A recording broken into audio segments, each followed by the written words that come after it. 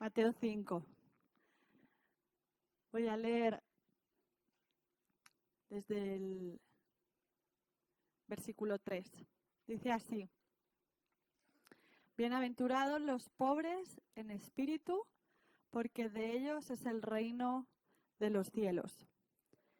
Bienaventurados los que lloran, porque ellos recibirán consolación. Bienaventurados los mansos, porque ellos recibirán la tierra por heredad. Bienaventurados los que tienen hambre y sed de justicia, porque ellos serán saciados. Bienaventurados los misericordiosos, porque ellos alcanzarán misericordia. Bienaventurados los de limpio corazón, porque ellos verán a Dios. Bienaventurados los pacificadores, porque ellos serán llamados hijos de Dios. Bienaventurados los que padecen persecución por causa de la justicia, porque de ellos es el reino de los cielos. Bienaventurados sois cuando por mi causa os vituperen y os persigan, y digan toda clase de mal contra vosotros mintiendo.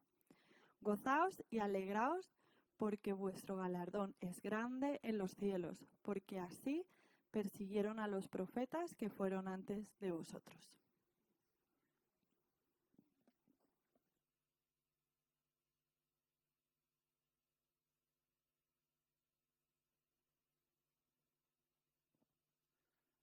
Amén. Muy buenos días, Iglesia. Es una alegría para mí inmensa poder compartir con vosotros la palabra del Señor y siempre un desafío, un honor y a la vez un ejercicio que supone desnudar el corazón, abrirlo, compartirlo y te invito a que con esa misma actitud nos dispongamos ante la palabra del Señor. Abiertos para que el Señor nos hable, porque lo va a hacer. Todos queremos recibir la bendición de Dios. Si yo hiciera una pregunta, ¿quién no la quiere? Nadie contestaría, ¿verdad? Todos y cada uno de nosotros la queremos. Y lo hacemos. Oramos por nuestros pequeños cuando acaban de nacer, son presentados ante el Señor y los bendecimos. Oramos por los pequeñites que van a sus clases a recibir la palabra de Dios esperando que sean bendecidos. Cuando una parejita de novios empieza, pide a lo mejor que se ore por ellos, que se les acompañe, que reciban la bendición del Señor en las bodas, los casamientos, pedimos la bendición del Señor.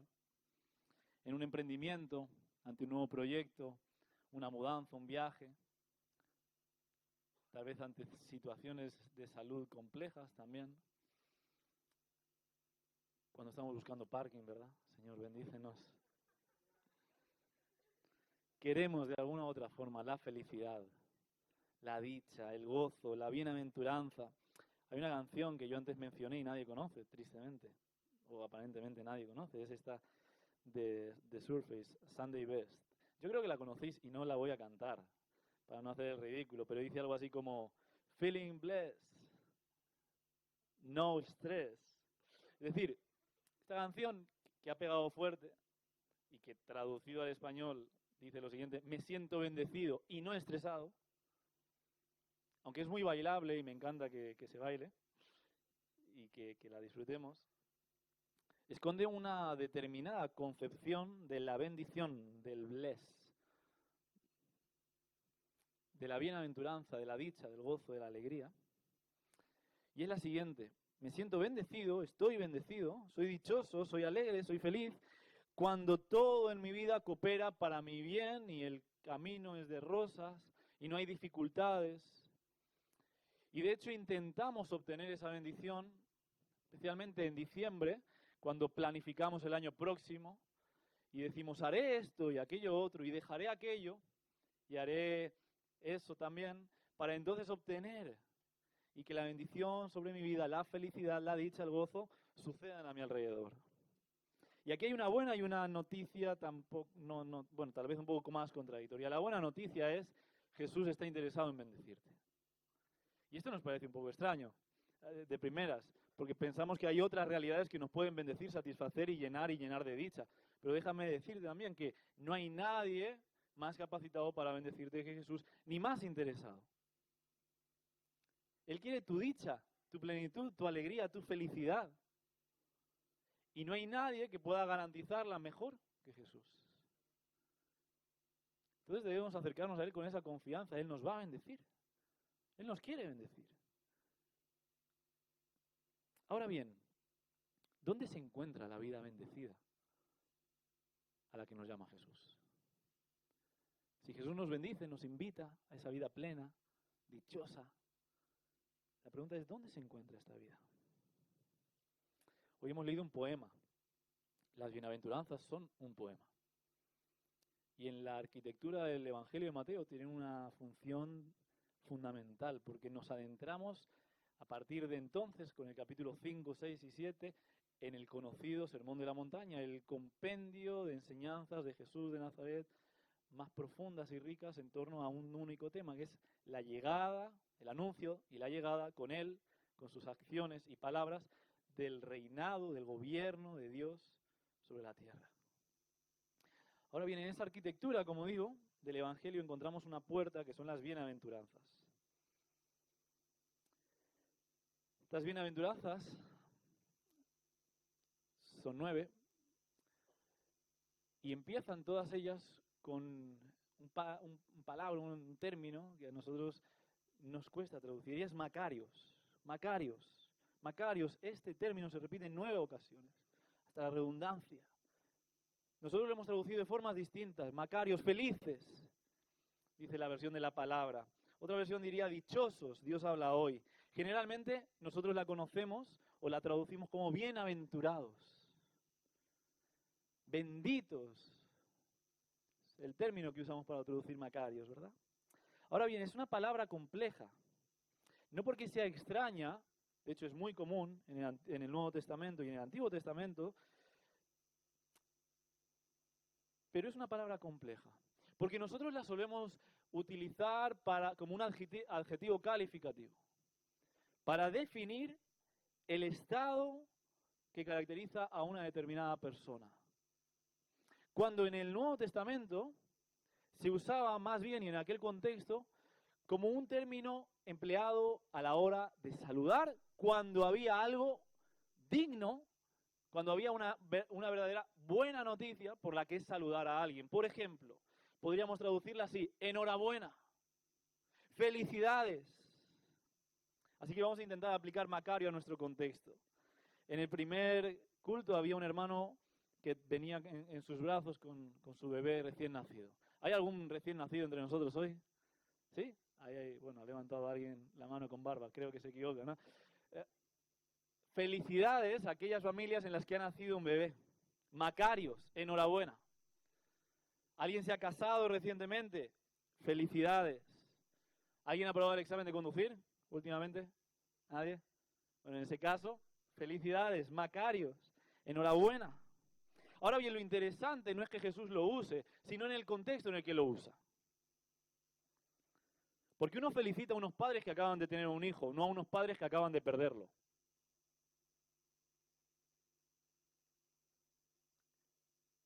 Uno felicita a un matrimonio que acaba de casarse, no a uno que acaba de romperse. Las palabras de Jesús fueron chocantes. Felices, felicidades, enhorabuena a los pobres.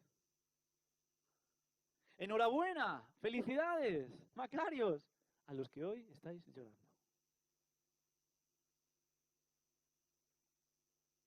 Mi invitación es a dejar que estas palabras nos choquen.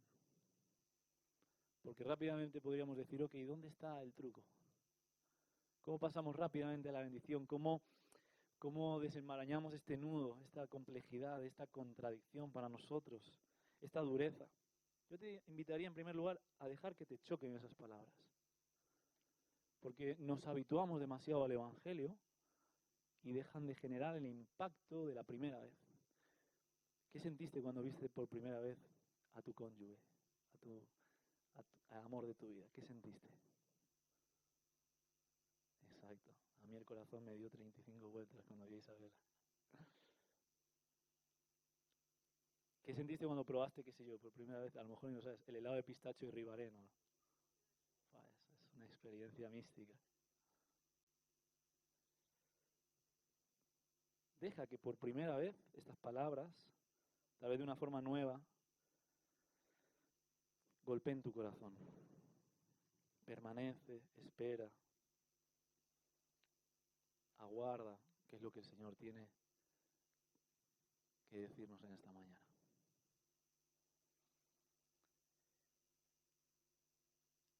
Las bienaventuranzas son uno de los textos más complejos de las Escrituras.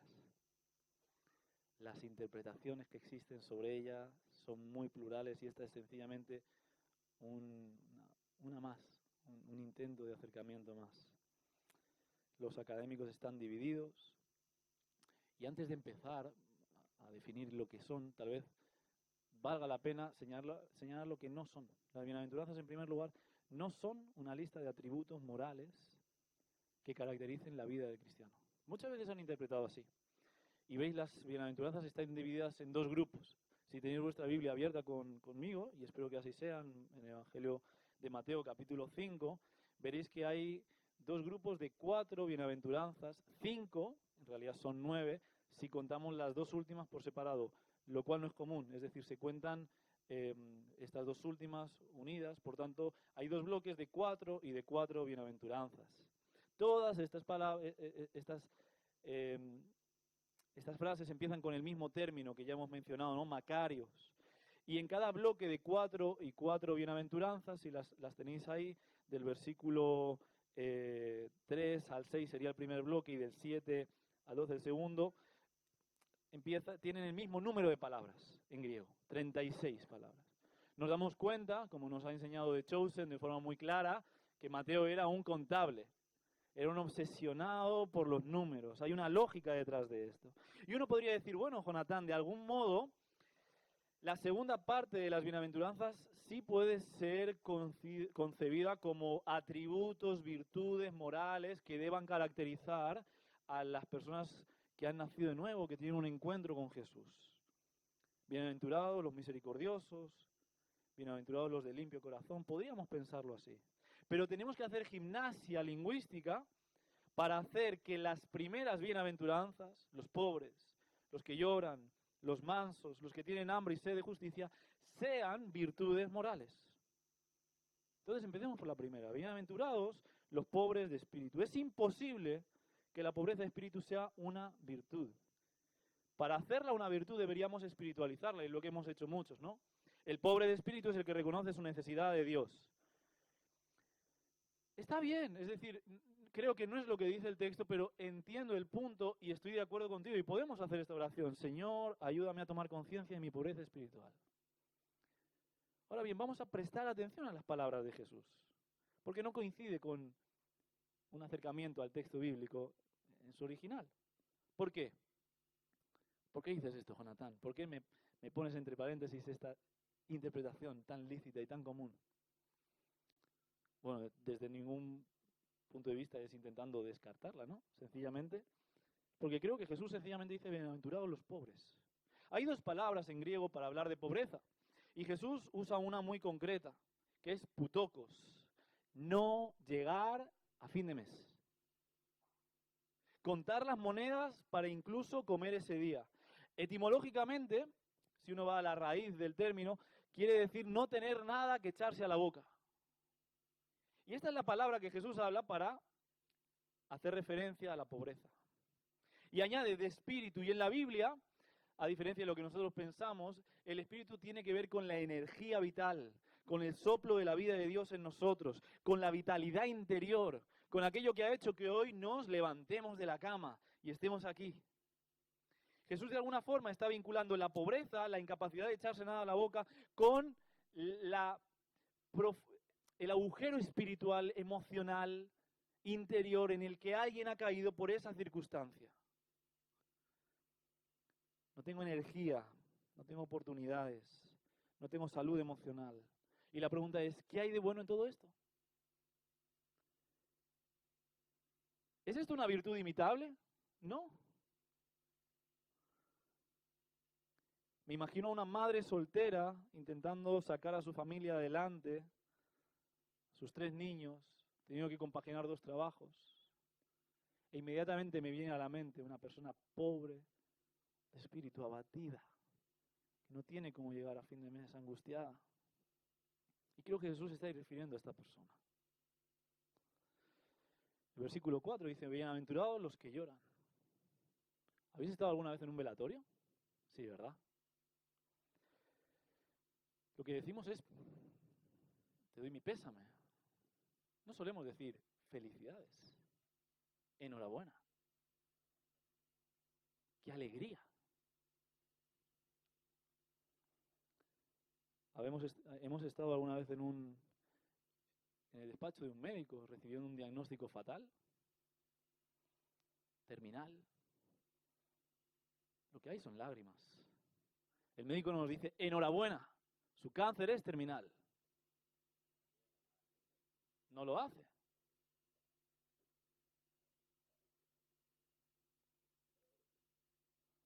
¿Están de enhorabuena los que lloran? ¿Están felices? No pasa nada, por favor. Estamos en paz, tranquilo.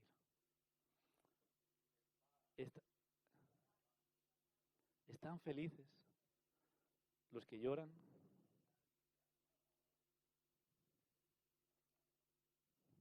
No pasa nada.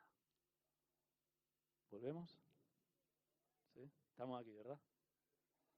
Y oramos por esta persona, ¿sí? ¿Están de enhorabuena? Bienaventurados los que tienen hambre y sed de justicia. Son felices aquellos a los que el jefe extorsiona, a los que el casero trata de forma injusta. ¿Dónde estás yendo, Jesús, con todo esto? ¿Cuál es el punto? Porque parece un poco retorcido. Pareces un poco cínico. Parece que Jesús está haciendo un sketch de humor negro. Jesús sabe exactamente lo que está haciendo. Las bienaventuranzas son chocantes, desde luego, y nos han dejado chocados, ¿verdad? Nos han incomodado, nos han molestado, pero no son ridículas. Lo que está haciendo Jesús está calculado profundamente. Felices los pobres, los que lloran, los que tienen sed de justicia, porque a ellos ha llegado el reino de Dios. Ellos son conscientes, precisamente porque tienen las heridas abiertas, de que no hay colirio que calme, de que no hay nada que sane, que salve, que redima, que traiga perdón, restauración, sino únicamente la llegada del reino de Dios. Bienaventurados los que estáis hoy en situaciones desconcertantes, rotas, angustiosas. ¿A quiénes llega el reino de Dios? A ellos. Podríamos decir que a todos.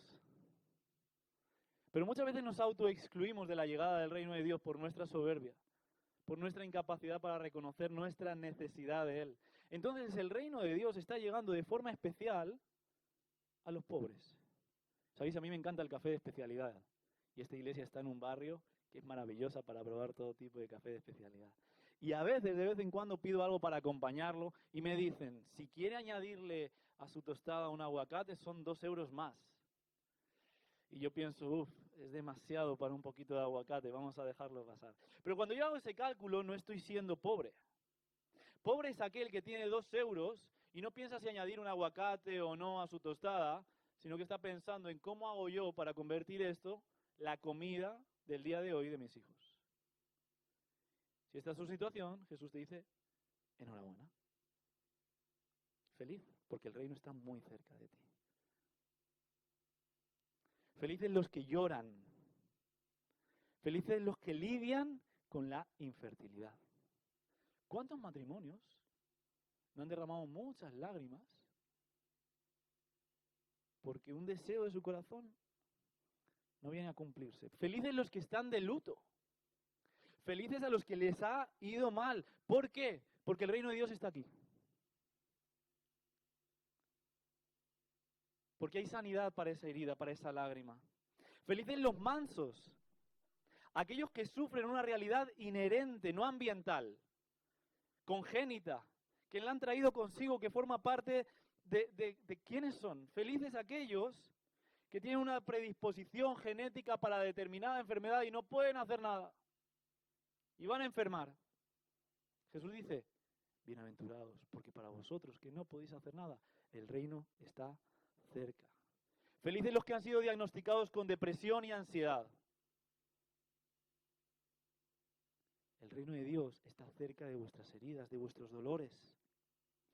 Felices los que han sido diagnosticados con bipolaridad. Enhorabuena, porque el reino de Dios está cerca de esa herida.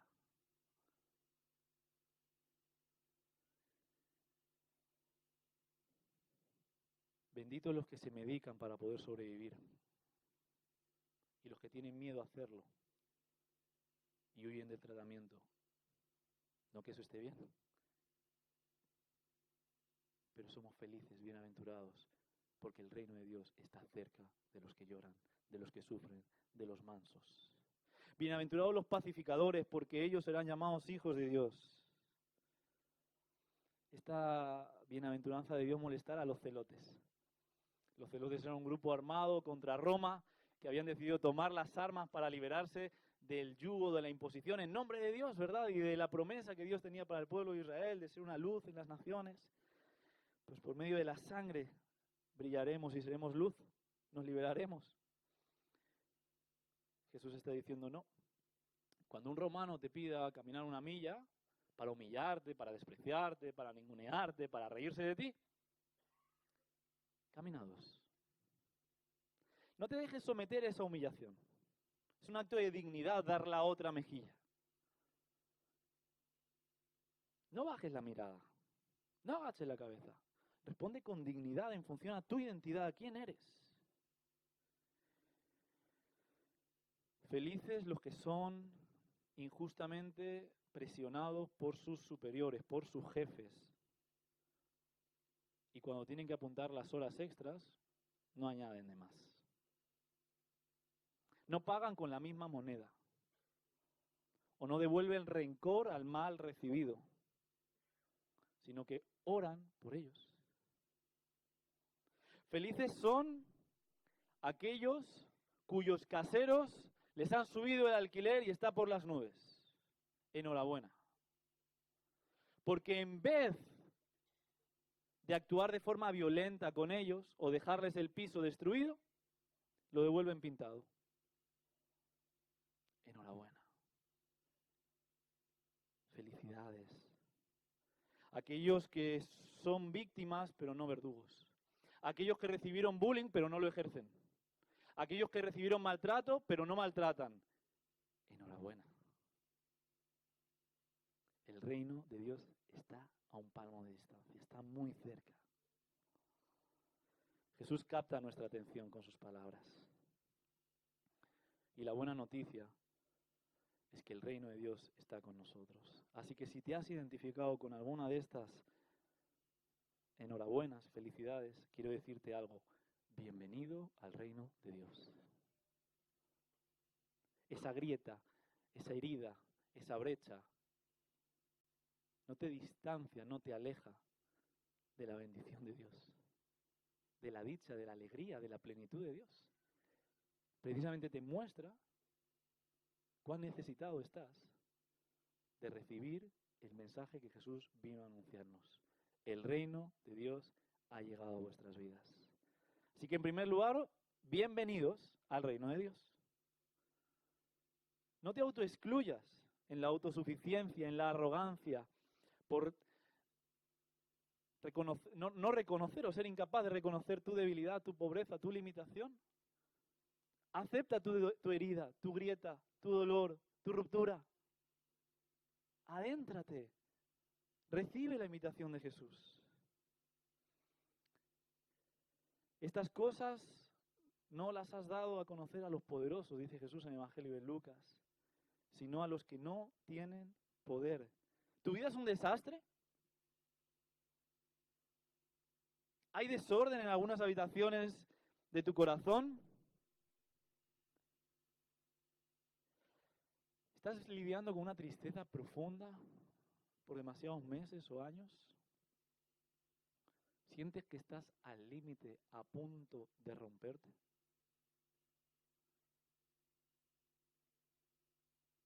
Entonces, bienvenido al reino de Dios.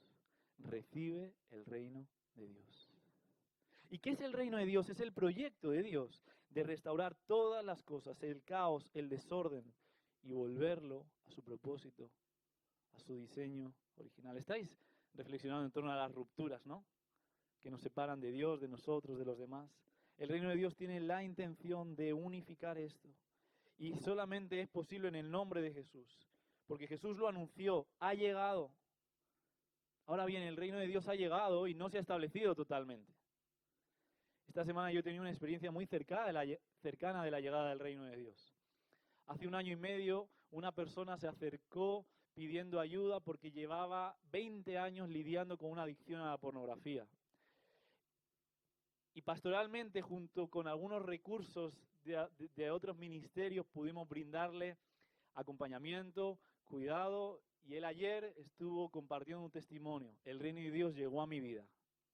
Yo fui adicto a la pornografía, pero soy libre. Llevo 1 año y medio libre de una atadura que me mantenía esclavizado por más de 20 años, viviendo una doble vida y siendo incapaz de recibir la buena noticia del Evangelio de forma plena. El reino de Dios ha llegado. El reino de Dios está aquí. Ahora bien, preparando este sermón me di cuenta que el reino de Dios todavía no ha llegado del todo a mi vida. ¿Por qué? Porque después de un fin de semana intenso, con 2 niñas pequeñas y muchísimas implicaciones ministeriales, a las 11:30 de la noche, terminando de perfilar el sermón, discutí con mi mujer. Y nos fuimos a dormir pues con ese amargo sabor de boca, que es no resolver, no es llevar las cuentas salvadas, ¿verdad?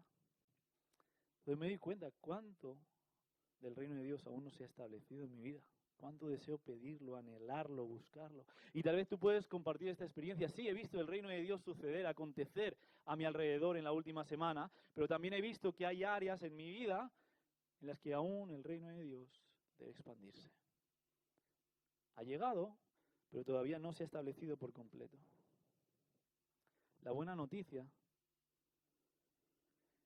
es que en Jesús el cielo y la tierra se han unido. El reino de Dios ha llegado en Él y Él está disponible para ser plantado en nuestros corazones, para crecer en nuestras vidas cada día que reconocemos nuestra necesidad, nuestro anhelo, nuestra búsqueda, nuestra dependencia de Él. Así que en aquellas áreas en las que todavía no haya llegado, dile: Señor, ven. Espíritu Santo, eres bienvenido a mi vida. Que tu reino llegue a mi relación con Isa. Por cierto, orad por nosotros porque esta tarde tendremos que hablar un poquito. Pero bueno, también podemos aplicarnos el cuento a nosotros, ¿verdad? Recibe la bienvenida al reino de Dios. En segundo lugar, hay una promesa. Porque esta bendición no tendría sentido si fuera colirio que no sanara en realidad, si fuera maquillaje, si fuera una fuga del mundo, si fuera una ilusión. Muy bien, eso está genial, el reino de Dios ha llegado, pero ¿qué significa?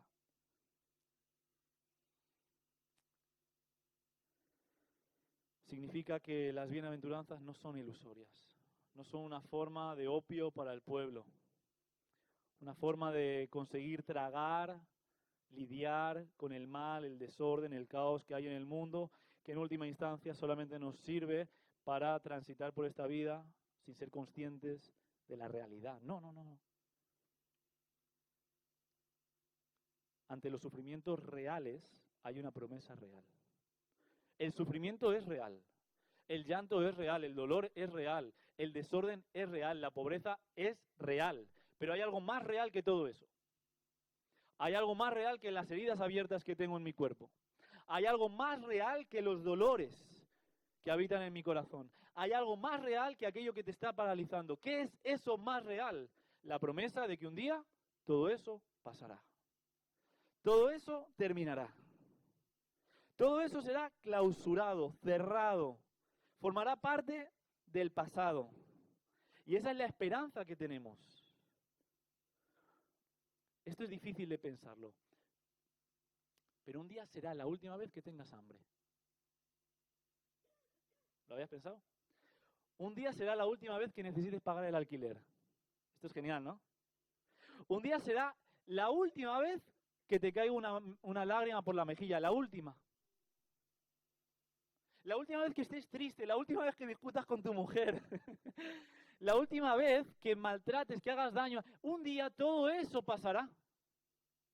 Nos cuesta mucho imaginar la vida así. Esa es la vida con Jesús. Esa es la vida plena, ese es el reino establecido. Y esa es la promesa de que todas las cosas serán hechas de nuevo, renovadas. Así que sí, sufrimos, somos pobres, lloramos, lo pasamos mal. Pero está viniendo el reino de Dios y se va a establecer. Y todo eso pasará. Todo será hecho nuevo. Así que mi mirada en el sufrimiento está puesta en que ese sufrimiento no tiene la última palabra. Y finalmente esto nos capacita y nos envía a la misión. Un bienaventurado se convierte en un misionero.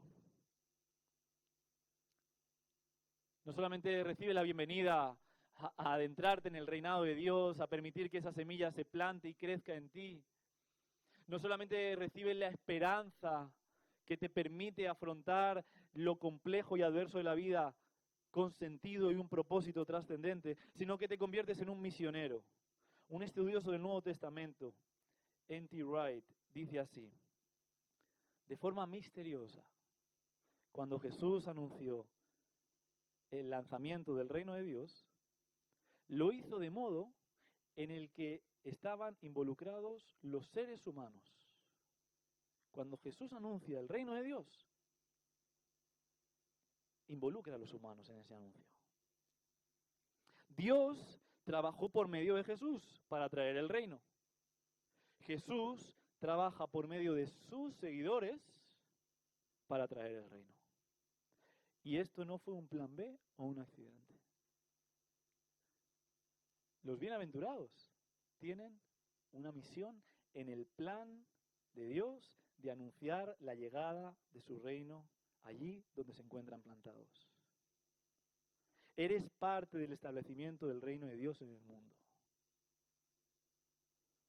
Eres un misionero que anuncia el reino de Dios en el mundo. Empezando ¿por dónde?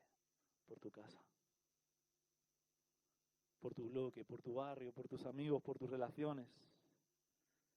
Sí, aún hay cosas por tratar en ti, desde luego. Pero el reino de Dios es una semilla que cuando crece en nosotros y da fruto, no me alimenta a mí ese fruto, alimenta a otro.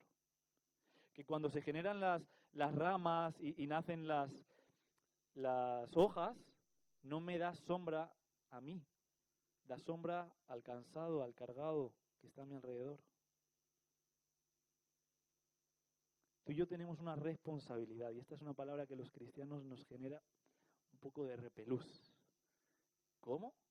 ¿No se trataba de que yo me resolviera interna y personalmente y tal vez yo y los míos? No, tú y yo tenemos una responsabilidad. ¿Hacia quién? Hacia el extraño, el extranjero, la viuda, el huérfano, el difícil, el que nos cae bien y el que no nos cae tan bien. ¿Por qué? Porque son imagen de Dios y porque la iglesia existe para servir a los demás. El cristiano vive para darse, para compartir la vida que él mismo ha recibido con los hambrientos, con los humildes, con los que lloran, con los mansos, con los que están tristes a nuestro alrededor. ¿Y será que no los encontramos? ¿Será que decimos, no tengo campo misionero al que acudir porque no hay nadie a mi alrededor que llora, que esté triste, que tenga una limitación profunda? ¿Será que no es el caso? Yo creo que sí, ¿verdad? ¿Cuántas personas a tu alrededor conoces que lloran, que sufren, que se lamentan? Ese es tu campo misionero. Ese es tu lugar de misión. Hebreos 13:2 dice, no olvidéis practicar la hospitalidad con los extranjeros. No sea que estéis acogiendo a muchos ángeles entre vosotros. Incluso quien menos pensamos puede ser un ángel. Y esto no es el Señor de los Anillos, ¿eh? Lo parece, ¿no? Esto es la palabra de Dios. Esto es fascinante. ¿Qué otra cosa podemos hacer sino practicar la hospitalidad? Empezando siempre, como he dicho, por casa. Jesús me está invitando a mí a participar de una realidad inminente que no depende de ti ni de mí, sino que depende de Él. Y es la llegada, la irrupción del reino de Dios. El reino de Dios ya está aquí, hermanos. No hay que atraerlo, no hay que invocarlo, no sé. Piense usted lo que... No hay que hacer nada, no hay que cumplir con ningún requisito moral para conseguirlo. El reino de Dios está disponible, está cerca. Se nos ha dado por gracia lo recibimos. Somos receptores del reino de Dios.